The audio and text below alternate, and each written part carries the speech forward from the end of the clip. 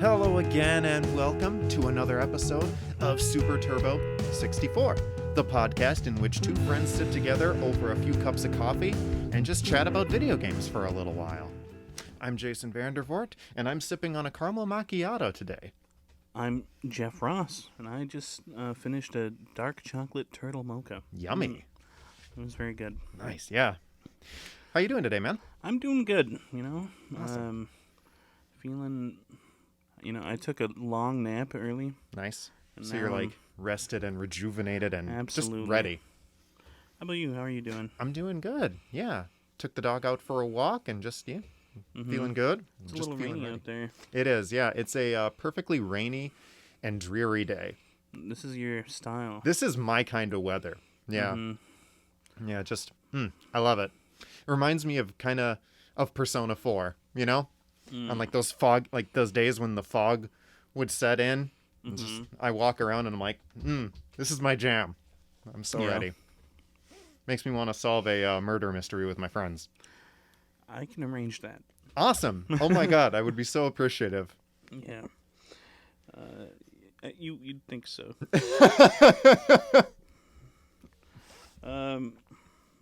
So, Jason, what you been playing? Well, so I'm still playing Ys.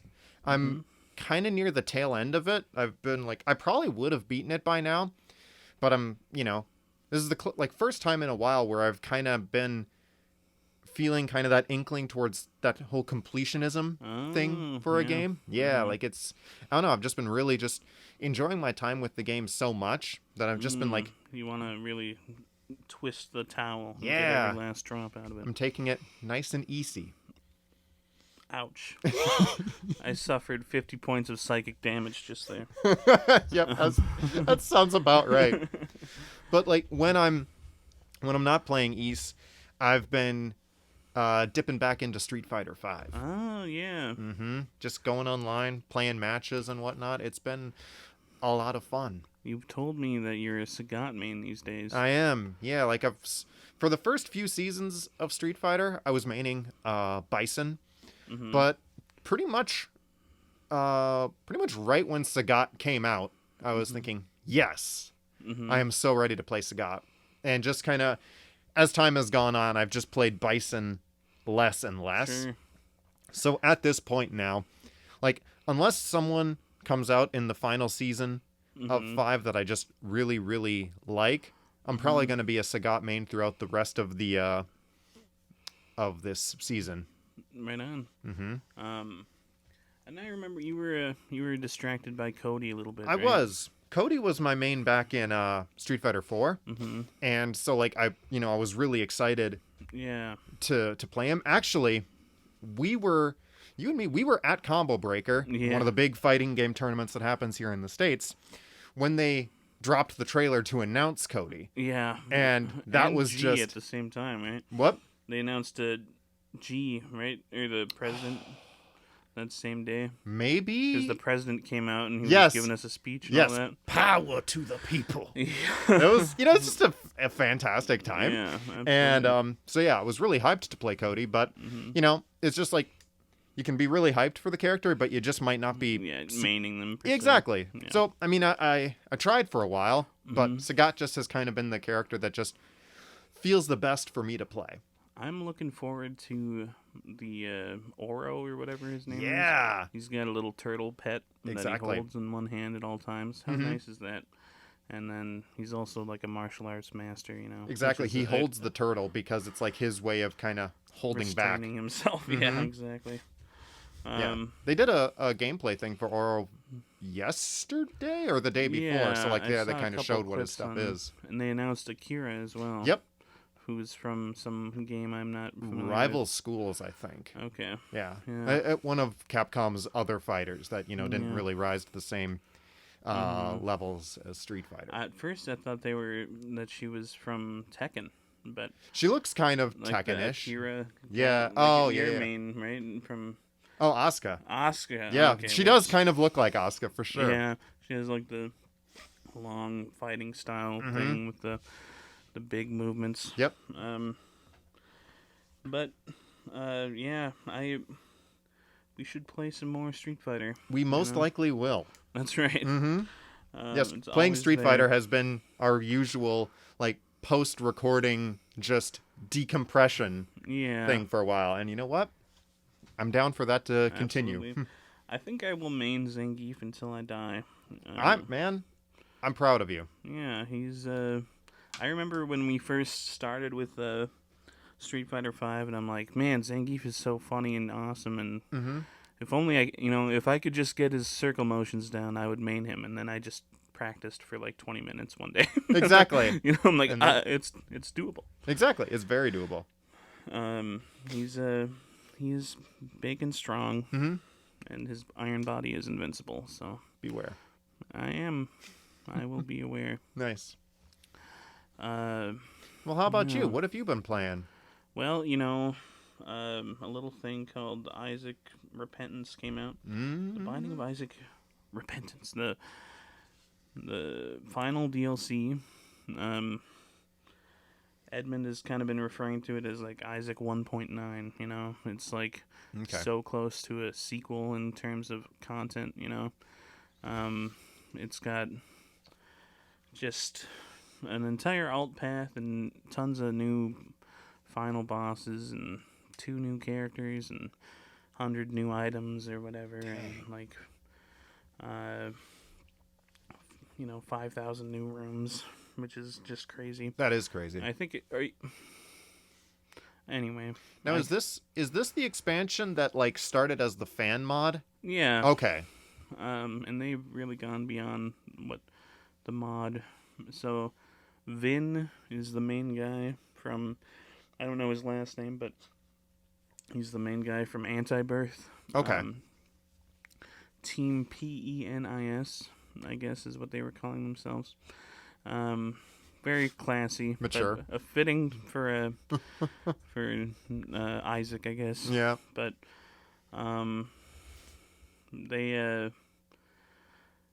he's done. I mean, the whole game. It's cool, and it's kind of ramps into what we were going to talk about today. And that's like, how do you keep these games fresh post launch? Right. And they've really. I mean, the Flash Isaac came out 10 years ago, and Rebirth came out 7 years ago. Okay. Now, see, I was kind of trying to remember that earlier because, like, I mean, looking at Isaac, you can kind of see that it had maybe some roots in the whole kind of Flash game thing. Yeah. But I couldn't personally remember if that is how it started. Yeah. Would you mind just giving listeners kind of a brief synopsis about, like, kind of what a Flash game is? Well, I mean, I confess I really don't have the ways to, like, really put it into words that well. Usually Flash games were games that, despite having lots of limitations in terms of design, they were easy to code. And they typically have like a cartoon visual style because that's part of the coding for, like, they would take Flash programming, which was designed for animations, and then turn it into like interactable video games, and they were really popular in like the 2000s decade. Now, like, for most of them were like you were able to play them in like on a browser webpage. Exactly. Okay, that's kind of the thing that I always associated with them, is that they were browser games. Yeah, and they started selling them on like Steam and stuff as well, but you could download them.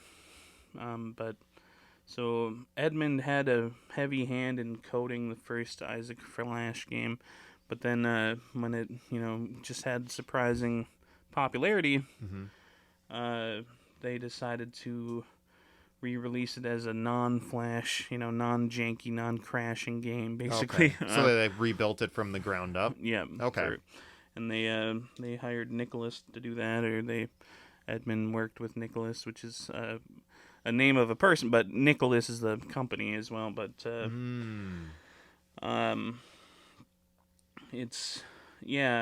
then that was Rebirth. That was the first game I played. That was I tried the Flash one like once at my friend's house. Okay. And then when it came out for free for PS4 on launch day, and I didn't realize it was the new version, and but it took me a while to be like, oh, okay. I was playing like a slightly older version before. And, Gotcha. but yeah, after 10 years, they're still making Isaac content. They're finally stopping now, probably. Okay. Edmund has like his 3-year plan lined up for like what he wants to do now. Okay. He's the guy who helped make The End Is Nigh, a platforming game that they made. Edmund made with Tyler Gliel. Probably mispronounced his last name, but they are making a like Pokemon meets Final Fantasy Tactics game. So it's like a yeah, it's called Mutagenics. Yeah, where it's cats versus cats. It seems. Huh. Is there like footage or stuff out for that already? Yeah. Really? You can go on to Tyler's Twitter and see all the like, special moves that these cats can do, and so apparently you capture them and then put them on your team or something like that. Interesting. But, yeah, I saw a cat suplex another cat. It was cool. Okay. So he's gonna work on that, and then once that's done, he's taking a break from games, I guess, video games. Okay. And well, he's not. He only wants to do projects that take like 6 months or less for a bit. Okay. And so he might make like comics, which he used to do before he made video games. Oh, cool. And he might do some collaborations, and maybe so he's keeping it open. So he just wants to take a break from long projects. Just the long, arduous kind of stuff. Especially, I mean, like you said, he's been working on Isaac in one form or another. Yeah, for like about a decade now. Yeah, how crazy is that? Yeah. So, how many versions of Isaac have there been by now? Well, let me regale you. I'm ready. Regale me. You got The Binding of Isaac for Flash, and then the first game. DLC for that was on Flash, and that was Wrath of the Lamb, so that's 2.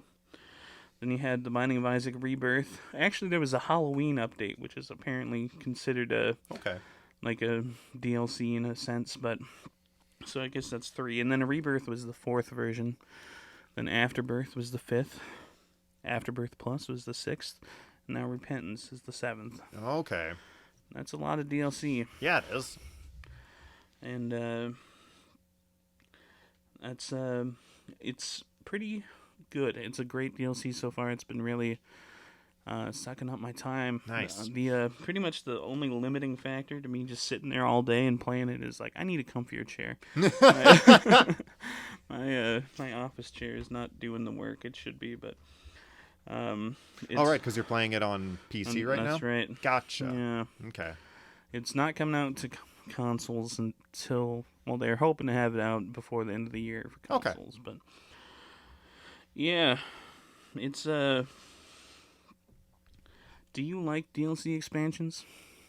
I do. Like you were saying, with kind of the whole kind of journey that Isaac has been on since its launch.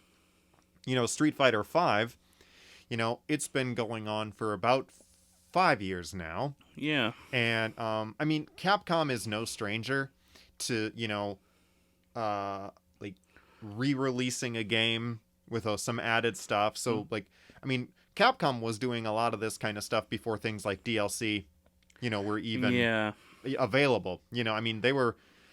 I couldn't even tell you how many versions of Street Fighter 2 there are. Yeah. I could hazard a guess, but like it's a ton. You know. It is, and they announced that they weren't going to make new versions of Street Fighter V so much. When they came out with it, they're like, we're going to do season passes instead.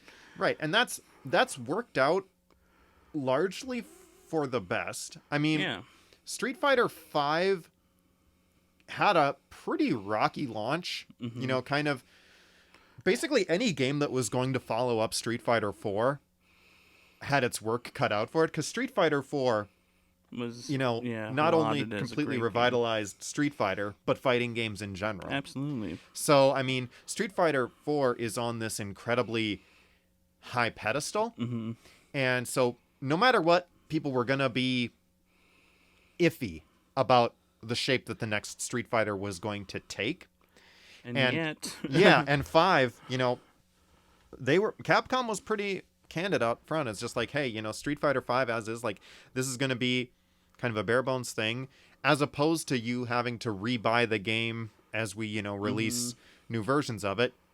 You will be able to, like, keep playing this game, and we're just going to kind of continue to expand it just over the course of its lifespan. And so, like, we are on the 5th and final season for Street Fighter 5 now, and I mean, I wouldn't say that I've played it like religiously throughout the entire time that it's been out, but I mean, I have been there at various points through every season. Yeah. And I mean, a large part of that comes from the fact that, for most of the seasons, like our group of friends would get together to play it. Yeah. Not all of them like Street Fighter as much as say you or I do, but they're still there to play it. Yeah. Season 4 is the one that I've probably missed out on the most, which you can largely just kind of attest to the whole thing of, just because of the COVID pandemic. Yeah. Like I've still been playing some fighting games, but largely my interest in them has been pretty down because you haven't had that. We haven't had the person-to-person, exactly, local stuff. Yeah, exactly. Though, I mean, wildly off topic, or not wildly, but both you and I have gotten our first COVID shots. That's right. And so have a few other of our friends in our group. So, like, we're hoping that, come May, we're recording this in early April, like, we're going to be able to get together to play fighting games again, just in time for the new Guilty Gear. Absolutely. So, well, yep, Guilty Gear should be out June 8th for pre-orders. Yeah, so we can enjoy a lot of Street Fighter before Guilty Gear probably consumes everything. Yeah. But there's going to be a new open beta for Guilty Gear too. That's awesome. But yeah, like, I've really enjoyed the whole way that they've kind of continued to keep Street Fighter 5 fresh. Yeah, over the course of its lifespan. Like, the first couple seasons, were fairly basic, in which it's just, they're releasing new characters and stages. That's pretty fundamental what most fighting games will do with their DLC, especially since most fighting games follow a similar formula now. But what made it cool is, like, in season 3, I want to say, they added an extra gameplay mechanic. Yeah. And that was when they added the second V skill. Or wait, was it second V trigger? V skill.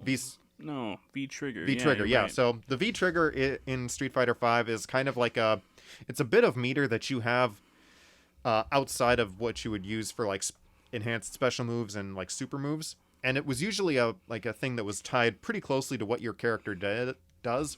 And it just was usually a big kind of comeback mechanic. Sure. And then when they added the second one, that gave players the opportunity to choose, which gave players more freedom in kind of how they express themselves through their character, which I'm always a fan of in a fighting game. And so then, throughout the rest of Season 3 and... At some point, they launched arcade mode. Yep, oh, that's right, yeah. So they also Around the released same a story mode. See, that came out early on, and that was a big... It was supposed to come out with the original launch, but they didn't have it finished by the time it came out. Yeah, that sounds about right. And that's their only single player version of the game was survival mode at launch. Right, and that was tough. Yeah. So most of the things, like, there was really not a great component for single player content on that game, which fighting games have steadily been trying to kind of get better at the whole single player element, and so Street Fighter V's thing was different. It was a bit of a miss at the beginning. It was absolutely a miss. But, they've added a pretty cool and interesting arcade mode. And you can play, like, 1 through 5. Like, the different characters. Like, if you want to play Street Fighter 2, quote unquote, you can play with only those characters. Exactly. And go through an arcade that way. Yeah, and it's cool. Like, you would unlock a bunch of cool pieces of art and whatnot. It was just a really interesting experience and just kind of a fun way to, go through Street Fighter's weird history. Yeah. Pretty much. And then they added, let's see, so then they added, maybe in Season 4, I want to say, they added a second the second V-skill, which is similar to the V-trigger. So, like, where we are now in Street Fighter 5, well, shit, then they added the V-shift, which is like a defensive move. So, like, where we are now in Season 5, it's unlikely they'd add any more gameplay mechanics. Yeah, this is the final season, right? That's yeah, it's the final season.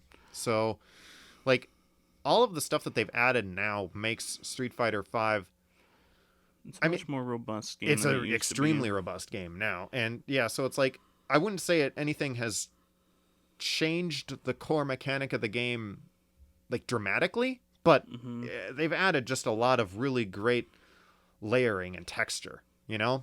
And plus they've added just a whole slew of characters. So it's a pretty big roster now. It's got to have like at least as many as that were in there at launch for DLC. Yeah.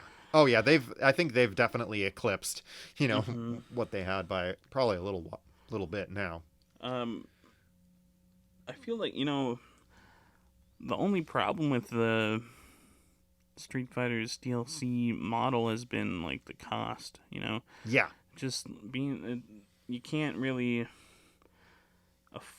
I mean, there's so much, like, there's even very expensive stages which are supposed to support the Capcom tour. Yeah. And you got this mechanic in which you can earn fight money. Yep. But the fight money, you get a pittance every fight you complete. Exactly, yeah. So you need to complete, like, 200 matches online in order to get a new character or something. Yeah. Ridiculous like that. Yeah, it's a lot. And, I mean, like,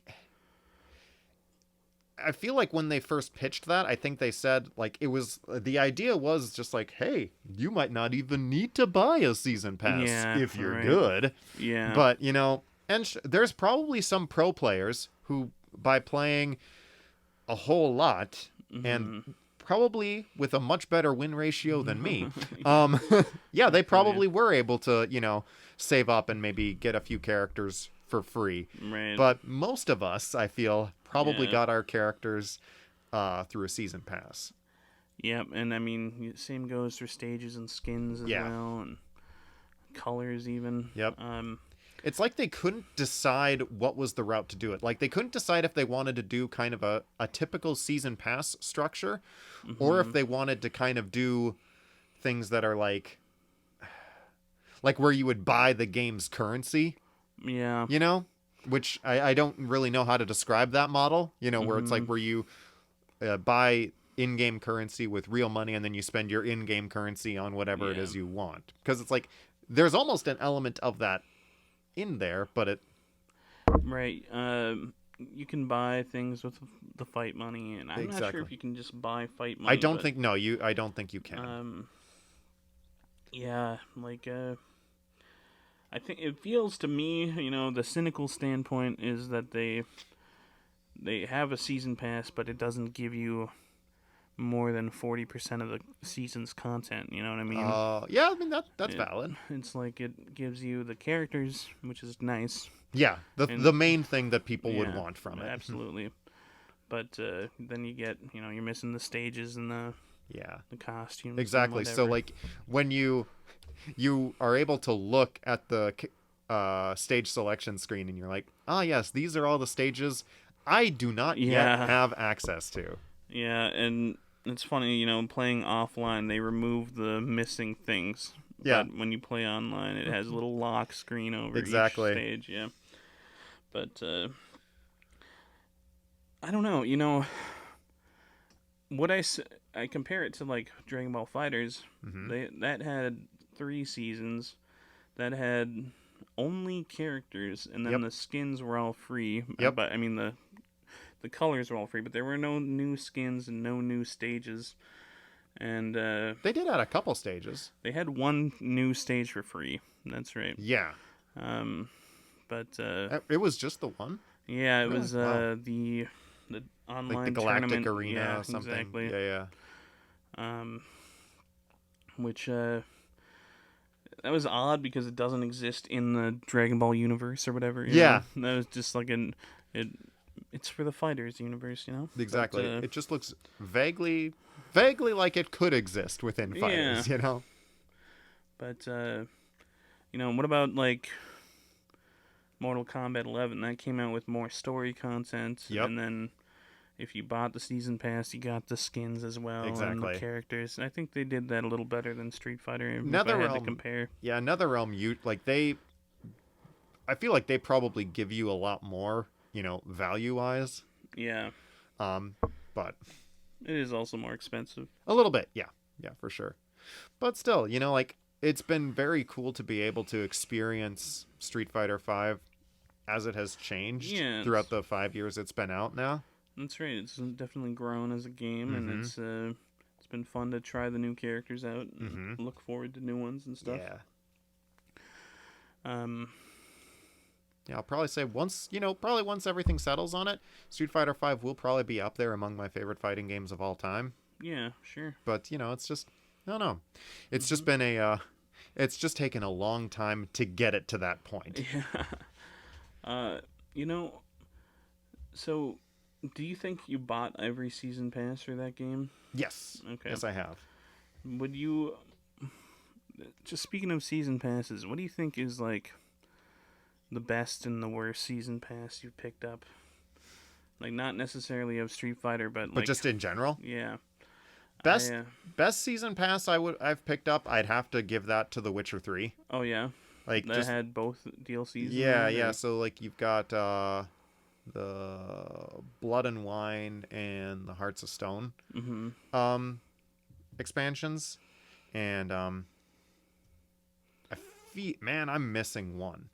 I'm missing something, but it's like for what they added to the game and what they gave you for it, it's just like it's fantastic. Just the amount that they give you for it.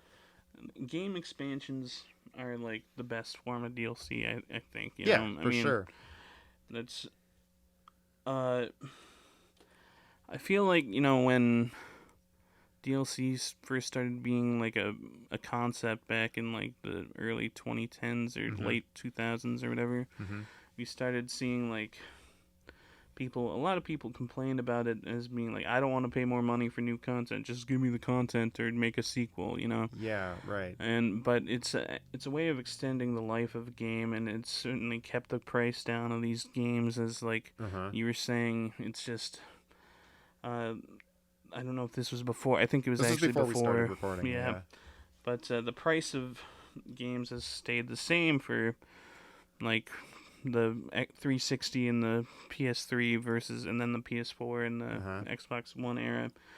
It's finally gone up to $70 US for the current PS5 gen. Yeah. But it kept the prices down, which is nice. Yeah. But yeah, like they've kept the prices down of the games, while I think everybody basically knows that it's continued to cost more money to make them. Yeah, for sure. And that's the thing. Like, I feel like most companies have tried to kind of find a workaround where it's like, and that's why we see season passes on games that I don't think you would typically expect there to be one. Yeah. Like, I mean, if I had I think I would never really expect, I guess, to have a season pass for like a Far Cry game, Yeah. Yeah, and it's I don't think I've ever once bought one for that. So it's I'm still trying to figure out what the worst season pass I ever bought was. I know, like, the one that jumps to mind for me is like, I think if I could do it all over again, I'm not sure I would buy it, but I still like. Do I feel regret? I don't know. The Arkham Knight season pass was like $40. Oh yeah, which was the most expensive season pass at the time. And it came out with like 2 deals, like there were 5 mini stories for like this expansion, like the Gotham stories or whatever. I don't remember, but most of the DLC ended up being like the battle rooms and the different skins for cars and for characters, and it's like, yeah, I don't think it was really like it didn't quite make the value of the season pass. I get that. And yet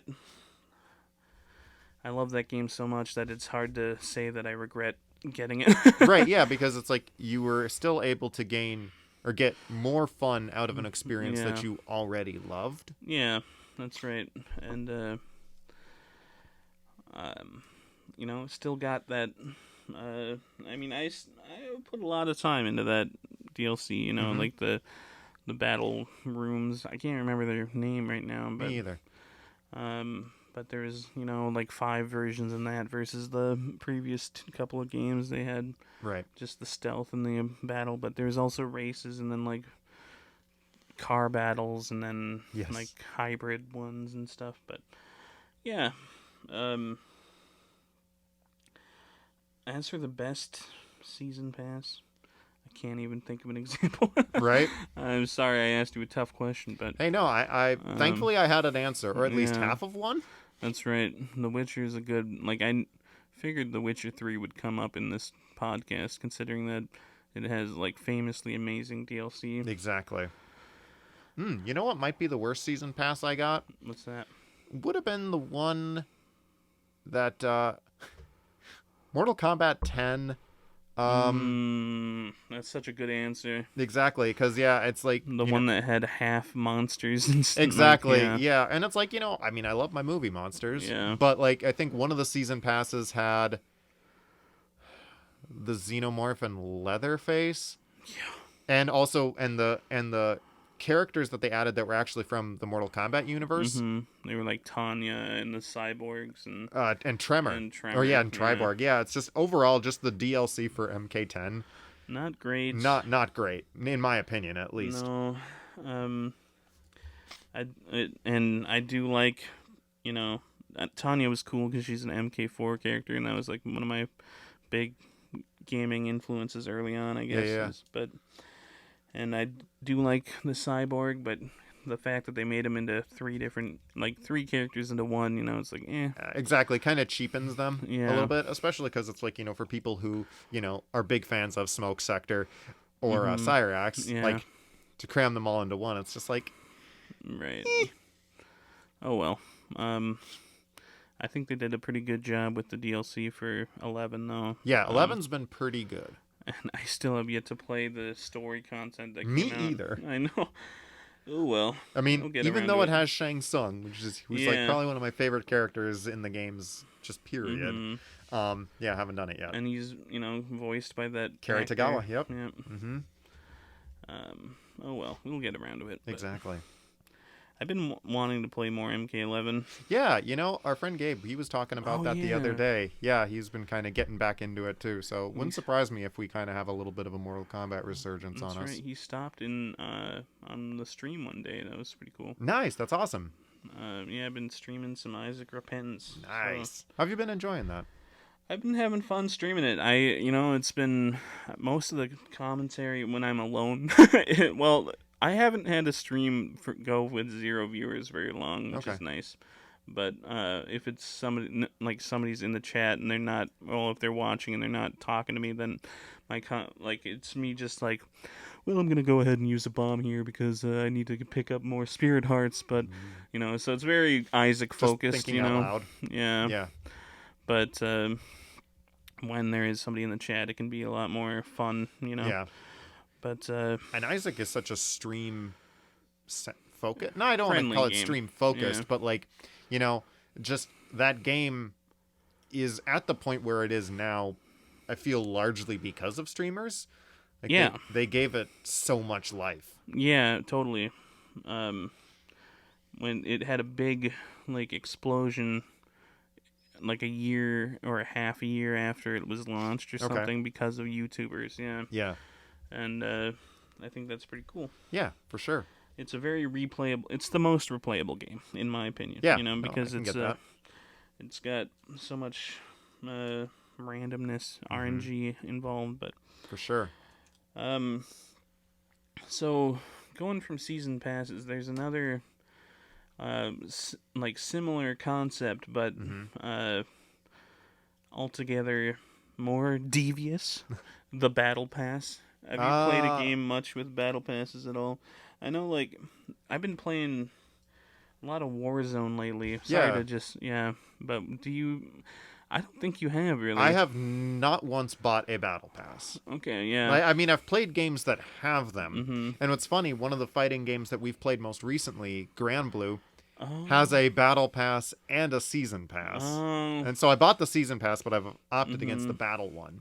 Because, like, a battle pass to me, I mean, if it's in a game that is free, Mm-hmm. I'm perfectly okay with that. Yeah. You know, because I feel, you know, that's just a way for developers. Because, I mean, obviously And these they gotta- games need to make money. Yeah, You know, and sure. a battle pass for a free game, I feel like that's largely a pretty Mm-hmm. good and largely ethical way of going Yeah. about it. Right. Better than loot boxes, you know. Yeah, that's very Um, much for sure. but I've been playing a lot of Warzone. I haven't had to pay too much for a battle pass. It's always been like $3 or $2, just because the previous battle pass or whatever, just the content from free battle passes. Like, that's what they typically do. Is like every fifth thing will be free in the battle pass or whatever. Oh, yeah. So I've paid like $2 for one battle pass, and then you get a bunch of money back if you keep playing the game, and then you can put okay. that into the next one or Okay. whatever. So it's been fun. I haven't really made use of much of the stuff. I'm always Ukrainian superstar Igor. You know, never need to change off of him. Yeah. Why mess with perfection? Absolutely. It's he's just a little darling, you know, and is a windbreaker, and he's just a good guy. He looks like Putin, basically. It's he's fun. He yells, you know, "F you" to the people that knock him down, but with the actual word, which is. I won't say that for the little babies listening to the podcast. Even right though now. I do list every episode as explicit. Okay. Well, So go ahead if you need to drop an I F-bomb. can't. Okay. I simply can't. I suppose, yeah, you've put yourself on that pedestal right now. I am on a pedestal. Yep. I am holier than thou. Yeah. Fuck you and your holier than thou sensibilities. Thank you. That's what Igor says when Yeah. he gets shot. Yeah, I'm glad I could help. Um, So, my dad, when you mentioned Putin, Mm-hmm. my dad refers to Putin as Vladdy. Well, Vladdy. Yep, basically. It's Wow. always makes me laugh when he says Vladdy's on TV or something. Yeah. Vladdy's on TV. Yeah. I'm trying to think. My dad talks about Putin a lot, but and I think he says Putin. Putin. He doesn't have as much fun with his name as my dad does. No. But anyway. So, we talked about season passes. And we're And on battle to passes. Battle Pass. I wanted to say that Fall Guys has done a fantastic job Oh, yeah. with their post-release content. You know, Yeah, they've for had sure. 4 seasons. All of their like you can buy costumes with real money if you want, but their battle pass is always free, and all the new stages are free. Oh, that's nice. They you can even earn crown points just by playing the game, I think, now. So Cool. And I mean, you can win crowns by winning, of course, but What's that like? I've only done it twice. It's hard to remember. It's 2 times more than I've ever done it, I think. Maybe I've done it once. You know, it's Just battle royales, they don't like me. yeah. No it's matter tough. how shooty or jumpy focused they are. Did you hear that Pac-Man is getting a battle royale? Oh, just got one. No shit. Yeah, it's Pac-Man 99 in the style of Tetris 99. Really? So, That sounds like it could be kind of fun. yeah, I want to try it out. It's on the Switch as of like yesterday or Oh, something. cool. So, Super cool. yeah, that'd be cool. But anyhow, game expansions probably the highest version of DLC. You know. Yeah, no doubt. But I was about to say this earlier on. When you got like when DLC was first announced or was first being released, it seemed like developers weren't sure what people would buy and what they would complain Right. about and stuff. Yeah. Like there was a lot of complaints about like horse armor for Skyrim. I remember that. Yeah, that Like sounds you familiar. could pay like $5 or something and get just cosmetic armor for your horse that didn't do anything. But Yeah. people. But then Skyrim had like 3 major expansions as well. Yeah, the story expansions and whatnot for Skyrim were pretty great. Yeah, I never played the DLC for it, but no, it's pretty good.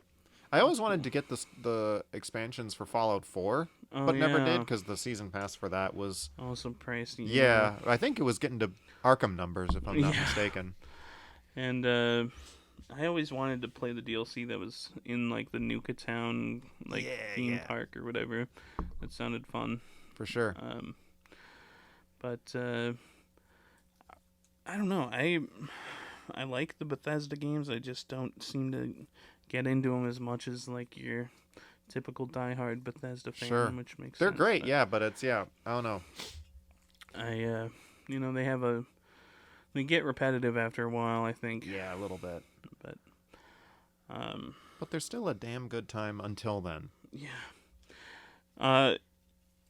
Overwatch is another game I wanted to mention in terms of like post-release content. You know, it's they released all their characters for free and all their stages and game modes for free. And yet they're like sponsored by loot boxes. That seems to be the only way to buy stuff that you really want is to buy loot boxes and like loot boxes are the one that's probably that has the most criticism out of any DLC practice that I've seen since DLC has kind of become a thing because I mean it is gambling. Absolutely. You know, there's really it's banned no two in ways certain about countries, you know. Exactly. Yeah, like it's been banned in certain countries and I mean there's even been some but I don't think there's really been talk about banning it here in the States. Yeah. But there's definitely been there's been some scrutiny towards developers that use loot boxes, you know, because of that, just kind of the addictive quality that gambling can have in like a loot box sort of sense. Especially if you're, you know, you have to think of the children. If they're, you know, getting their credit card number from their parents or whatever, and trying to buy 50 loot boxes to get that Tracer skin, you know, it's not really working out very well. Yeah, no, then that's not great. Yeah, but so since we're kind of getting onto that topic of kind of DLC practices that you know aren't exactly above board, you know, I'd be remiss if we didn't kind of dig into things about you know, kind of a trend that we have really only started to see more and more since DLC has kind of become a thing. And that's when games essentially come out and they're not finished. Yeah. You know, like we've talked a little bit about Cyberpunk on this podcast. That's been like the biggest example, like the biggest and most notorious example. Like, I mean, right now, it's the one that's on people's mind the most. Like, so not all post-game content is, you know, new extra. It's sometimes it's basic bug fixes and quality of life changes and unfortunately, you look at something like Cyberpunk and it just wasn't ready for release. You know, when it came out. Yeah, and it has taken a long time to get to a better place, and from what I've read, it's still not there. It's still not there. Yeah, I watched a thing. It was one of the heads of CD Projekt Red had done like a press conference or a statement not too terribly long ago where he was kind of detailing what the kind of post-release stuff was going to be for it. Sure. And I mean, there's still really no word, at least that I can think of off the top of my head, like for the PS5 and Xbox One version of Cyberpunk, which is, again, probably what I'm going to wait for before I play it. But, you know, they're still working because, like, they just want to make the versions that are out on PS4 and Xbox One. They just want to make them playable. Yeah. And, you know, there was talk of the game getting a multiplayer expansion like a year out from release, and now they're talking about not even doing that anymore. So. Right. Just all hands just towards the idea of just, you know, finishing the game. Yeah. Which is like, and I mean, that's a shame. Yeah. It's a shame.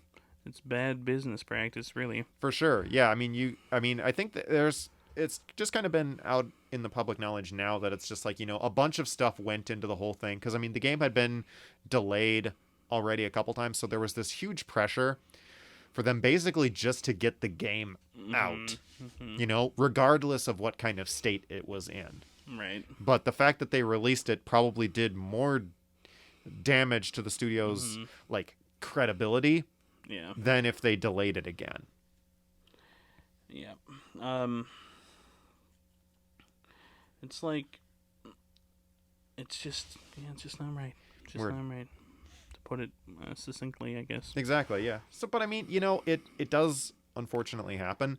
So, like, one of the things that I was kind of thinking about, when we were getting ready to do this episode, DLC and just post-release stuff, games are probably, it's really kind of the only medium where that practice is kind of the norm. That's right. You really don't ever hear about stuff kind of done like that in many other things. Like, the closest thing I've seen to that is, like, say, a movie getting a director's cut or an expanded edition. I mean, right. You've got things like the Snyder cut for a very recent example, or like the director's editions of like the Lord of the Rings movies and whatnot. Extended cut for those. Exactly. That's really the closest comparison that I can think of, but I can't personally think of a time where I've heard of, a book getting like a post-release thing. Sometimes they get censored post-release, unfortunately. There's that, yeah. But you don't really hear about stuff where it's, where they re-release the book with an extra chapter at the end or something. Exactly. Because, usually they just save that kind of stuff for things like sequels or whatnot. Yeah. But that's just because, most of these mediums don't necessarily have the means to do that well. But no, before we started recording, we were kind of talking about it and joking, just like the idea that if, they released a patch for Lord of the Rings, where in Fellowship of the Ring was like, due to some complaints by our readers, we've decided to shorten the Rivendell section from, I don't know, 80 pages to 10. I'm not much of a Lord of the Rings person. Yeah. I tried to read it, but I stopped at Rivendell. So yeah, it's an undertaking. I've read like most of The Hobbit, I think, and that's about as far as I got. But I have heard lots of complaints about that section. Exactly. So it's just like, but again, that's one of the interesting, for better or for worse, things about games. You get like you're saying, there's examples to the contrary, but like the Lucas edits to Star Wars. Oh my God, I can't believe I forgot about that. Yeah, like just the music scene in Return of the Jedi. Exactly. We decided to add a sexy blue alien. Real sexy, just this blobular sort of bottom-feeding monster creature that just sings and dances for 30 seconds or whatever. And there was one person in that band who kind of looks like how commercials depict a flea. When they do like a cartoon version of a flea, like, this is what's on your dog. And it kind of looks like that guy. And Max Rebo, the elephant man who plays the keyboard. The keyboards, he's in that movie. Yep. I just thought I'd name drop him because he deserves it. Props. Looking for you, Max. Looking out for you. Best keyboardist in the galaxy. In the Outer Rim, just at a great least. jizz player. Just a real good. That is actually what it's called, by the way. The jizz music. Yeah, it's terrible. At first I thought you just mispronounced it, and I was not gonna call you out on it. No, it's called jizz music in the Star Wars books. Where's your holier than thou attitude now? I know, right? But yeah, that's what the Cantina song is. Just a jizz standard.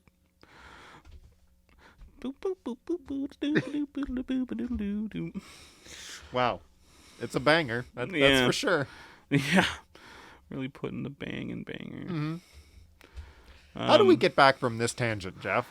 There's no crawling out of this hole.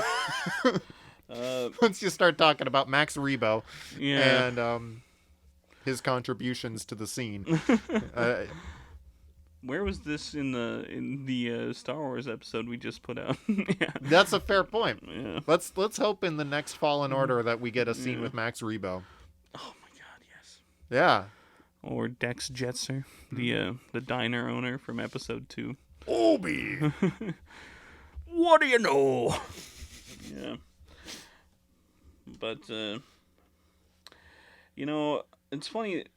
I think rebalances are, it's an under... when you were talking about, like, rebalancing the Rivendell section, basically, that's like, it reminded me of, like, what's gone on with Isaac as it's, just came out, people, like, Edmund, in interviews, he talked about the Repentance DLC almost being, like, a multiplayer game's rebalancing, because the meta has gone stale, basically, for a while.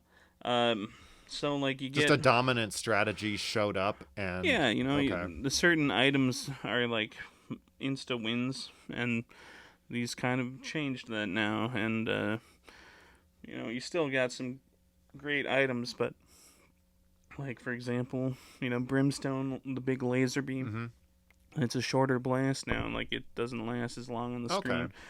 The knife doesn't go as far. I picked up 2020 today, and it is a damage down now. That one, it used to give you... I mean, it still gives you, like, oh my God, I'm doing too many arm motions. I'm hitting the mic. He's just so excited. Yeah. It gives you double the tears, but now it reduces your damage at the same time, which, it makes sense. But there's a cut, like... It's happened twice to me now, where Edmund has said, we have addressed the tinted rock chain, rates in a patch already. He's put out 2 balance patches for the new DLC already. Okay.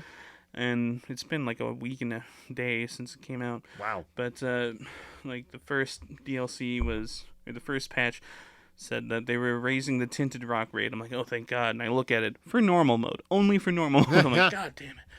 Same thing with, like, we're making blue fires drop hearts more often. Back to where it was for normal mode. Oh, so close, Hard mode has gotten very hard now, which is pretty fun. Which, I mean, I suppose makes sense. Absolutely. It used to be that there was no reason to play normal mode, really. Right. But, no, it's like you were saying with, like, rebalance, which is kind of like probably really the only thing that we hadn't really brought up.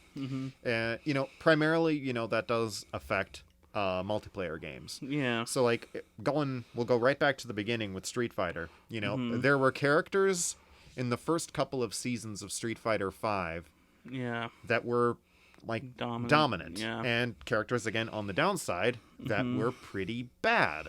That's right. And, like, throughout the course of the game, there's still been characters that have, kind of largely been considered good throughout the course of the lifespan of the game.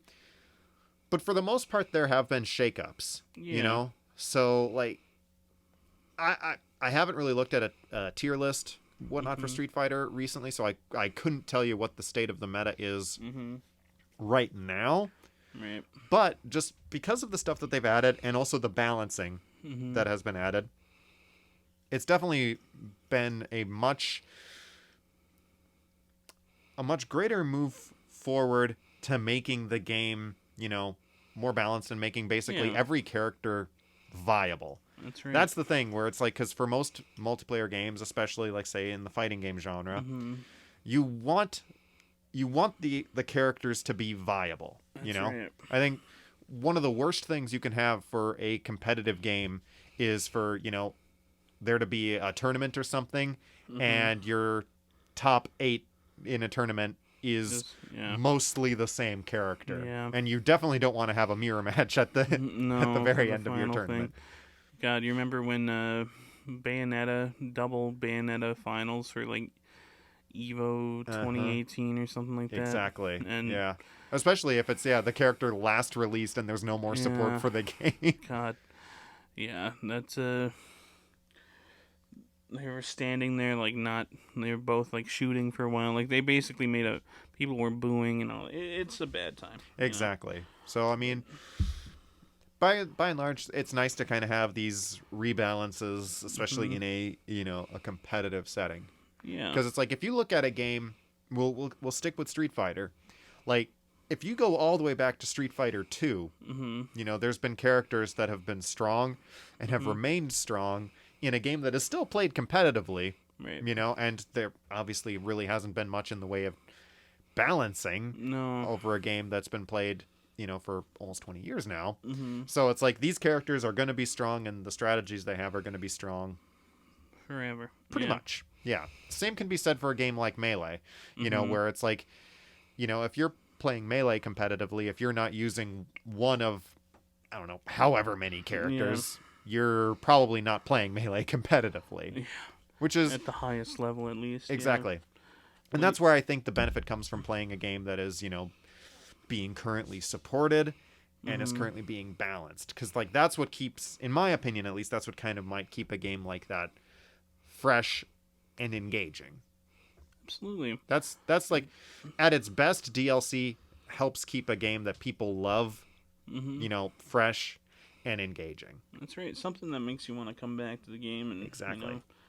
Devs don't want you to resell your game at GameStop for $2 or whatever.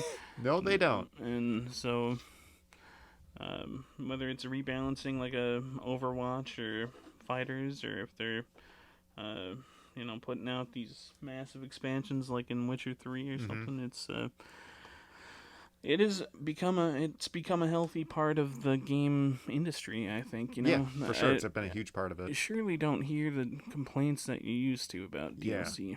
So then, here's a question. Since we're kind of that age now where we've kind of been able to see both sides of the spectrum, which would you say you've preferred? Like, say if you took a game, like, we'll use Fighters for you. Like, would you have preferred Fighters to be, like, say, released one way and then maybe had another version of Fighters be released, like a physical thing released, however, like maybe a year or two afterwards?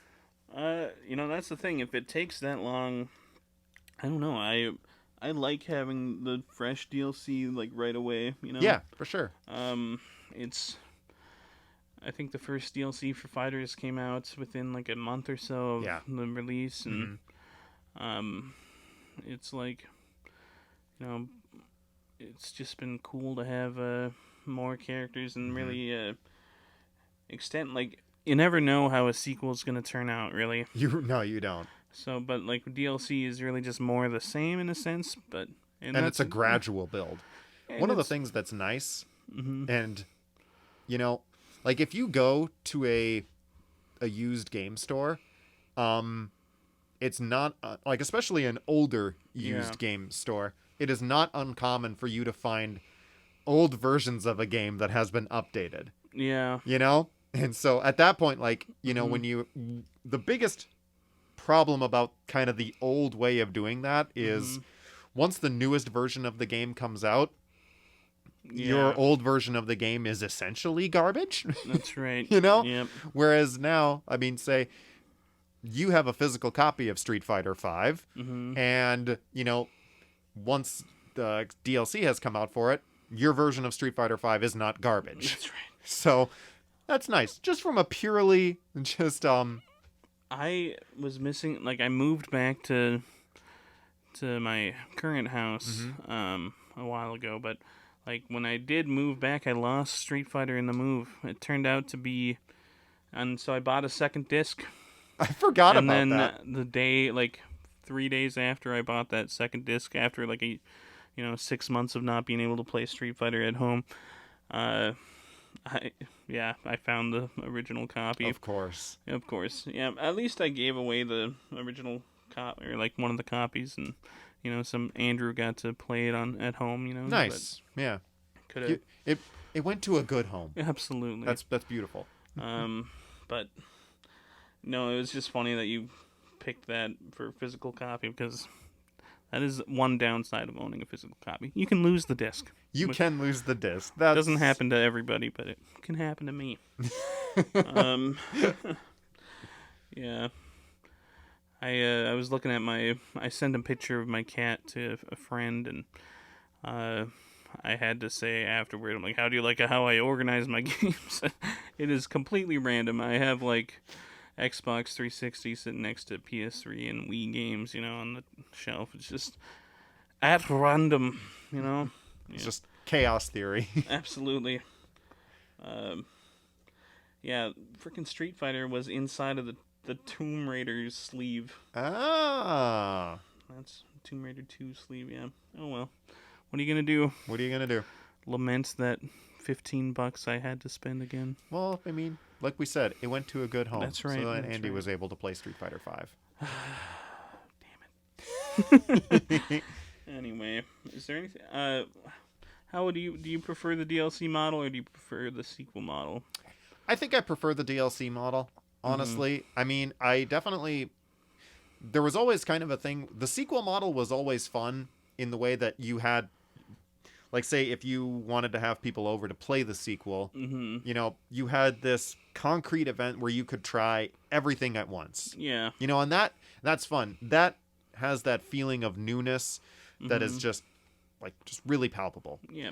But I think just over time, especially like you were saying earlier, when they first started doing DLC, they really didn't know how to do it properly. Right.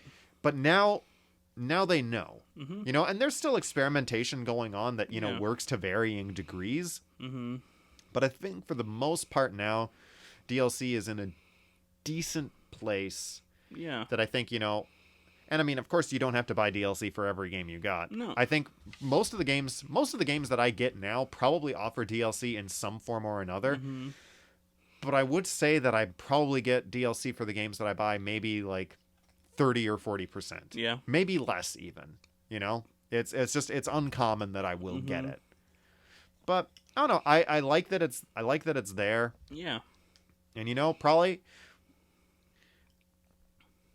one of the only other candidates when you were asking me about what the best expansion I ever got was, if it wasn't going to be Witcher, it would have been Mass Effect 3. Yeah, you got to love that Citadel DLC. I was thinking about that before we started recording, and the Mass Effect remasters are going to be coming out, so I'm really excited to go back to the Citadel. Yeah, see some of my favorite places. Absolutely. Your favorite store in the Citadel. Yeah. I wonder, they're not changing much for the Mass Effect re-release. I think it's going to be a lot of visual stuff for, 2 and 3.